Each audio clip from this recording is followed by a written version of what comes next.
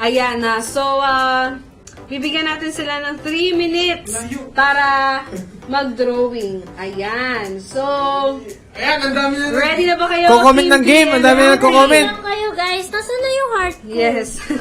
Huwag sinasagot Ako si, Rupi Tulpo.